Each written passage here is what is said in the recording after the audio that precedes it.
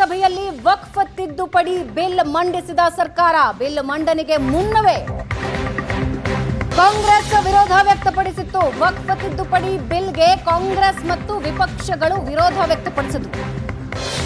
ಲೋಕಸಭೆಯಲ್ಲಿ ವಕ್ಫ್ ತಿದ್ದುಪಡಿ ಬಿಲ್ ಮಂಡಿಸಿದ್ದಾರೆ ಸಚಿವ ಕಿರಣ್ ರಿಜಿಜು. ಶಾಸಕಾಂಗ ವ್ಯವಸ್ಥೆಯನ್ನ ಸರ್ಕಾರ ಬುಲ್ಡೋಸ್ ಮಾಡೋದಕ್ಕೆ ಪ್ರಯತ್ನಿಸ್ತಾ ಇದೆ ಅಂತ ಕಾಂಗ್ರೆಸ್ ಸಂಸದ ಕೆಸಿ ವೇಣುಗೋಪಾಲ್ ವಕ್ಫ್ ಬಿಲ್ಗೆ ವಿರೋಧ ವ್ಯಕ್ತಪಡಿಸಿದ್ರು.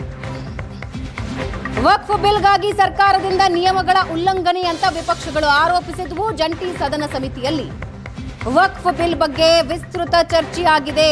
JPC rubber stamp Congress committee ಅಲ್ಲ ಅಂತ ಅಮಿತ್ ಶಾ ವಾಗ್ದಾಳಿ ನಡೆಸಿದ್ರು.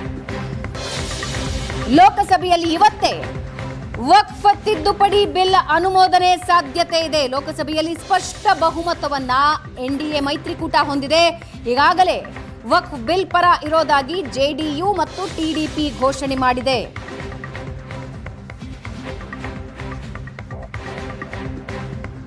किरण रिजिजू जी। अध्यक्ष महोदय, मैं निम्नलिखित प्रस्ताव पेश करता हूं कि यह सभा 1 अप्रैल 2025 को सभा में प्रस्तुत कार्य मंत्रणा समिति के 9वें प्रतिवेदन से सहमत है। श्री किरण रिजिजू जी। अध्यक्ष महोदय, मैं निम्नलिखित प्रस्ताव पेश करता हूं कि यह सभा 1 अप्रैल 2025 को सभा में प्रस्तुत कार्य मंत्रणा समिति के 9वें प्रतिवेदन से सहमत है। Type of bill, when you are bringing it to the house, at least the members has to have the power to give amendments. Yesterday what happened, sir? This bill has been brought into the notice of member only afternoon, around afternoon. Then the amendment time will be ceased till 3:30. Then how can the members move amendments, sir? This is basically you are actually bulldozing the legislation, sir. This type of legislation bulldozing is not happened in this house, sir. Sir, members has to go. Why that, sir? You need to give time for amendment, sir. Sir, there are several provisions to be given amendment. There is no time at all. माननीय सदस्य ने जो point of order उठाया है, मैं इसके हार्द को सदन के सामने रखना चाहता हूं। भारत सरकार की कैबिनेट ने इस बारे में एक बिल अप्रूव कर सदन के सामने रखा। आपके द्वारा ये बिल जॉइंट पार्लियामेंट्री कमेटी को दिया गया, जिसका विपक्ष का भी बड़ा आग्रह था। कमेटी ने इस पर सुविचारित रूप से अपना मत प्रकट किया। वो जो मत प्रकट हुआ, वो मत फिर से कैबिनेट के सामने गया। कमेटी के जो सुझाव थे, ये भारत सरकार की कैबिनेट ने स्वीकार किए और अमेंडमेंट के रूप में किरण रिजिजू जी लेकर आए। ये तभी होता है जब ये ऑफिशियल अमेंडमेंट कैबिनेट की अनुमोदन के बगैर आता है। कुछ एनोमलीज है इस बिल में, तो इसको बदलना जरूरी था। मैंने एक पहले भी इसका जिक्र किया था कि आपने कहा कोई भी हिंदुस्तानी, कोई भी भारतीय वक्फ क्रिएट कर सकता है। वो 95 में ऐसा नहीं था, आपने 13 में बदलाव किया।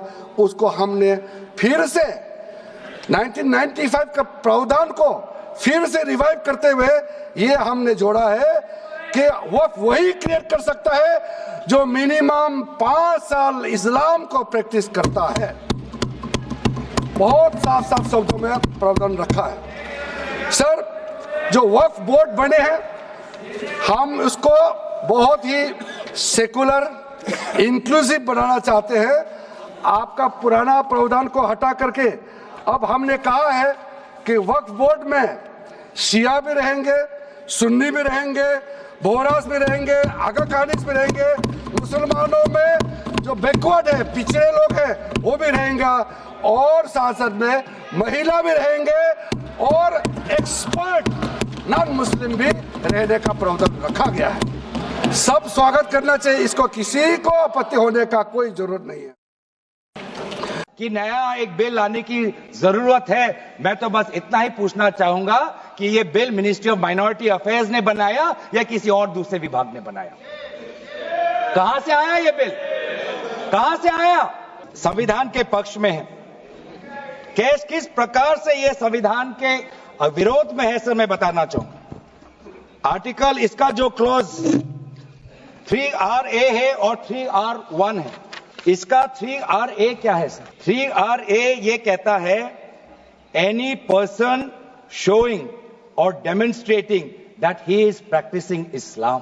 आज देश में अल्पसंख्यकों की ऐसी दशा हो गई कि आज सरकार को अपना धर्म का सर्टिफिकेट देना पड़ेगा। कितने दुख की बात है कि भारत एक सनातन धर्म का एक देश, 7000 पुराना, उससे भी पुराना ये देश, जिसमें हर धर्म और हर संस्कृति, हर परंपरा को हम सम्मान करते हैं।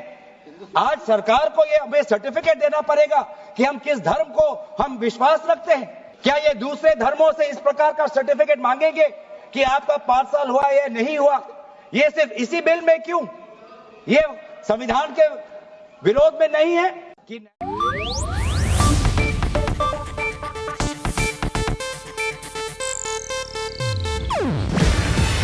ಇದು ಏಷ್ಯಾನೆಟ್ ನ್ಯೂಸ್ ನೆಟ್ವರ್ಕ್ ಪ್ರಸ್ತುತಿ. ನೀವು ನೋಡ್ತಿದ್ದೀರಾ ಏಷ್ಯಾನೆಟ್ ಸುವರ್ಣ ನ್ಯೂಸ್.